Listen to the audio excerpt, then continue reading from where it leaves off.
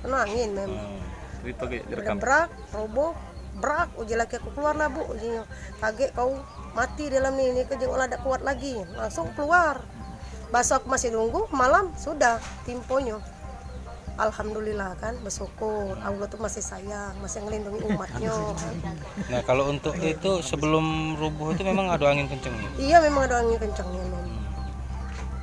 Masalah di sini nih kan masih rawa galau, dek kata rumah belum ada rumah baru dibangun galau gitu. Angin kenceng tuh bisa dikata ke puting beliung bukan ya? Bukan, mah puting beliung tuh lah ini nih anak kuatnya sedang lah angin itu di bawah angin puting beliung lah, tidak tahu angin apa itu kan sebetulnya kuat. Tapi kuat ya. Heeh.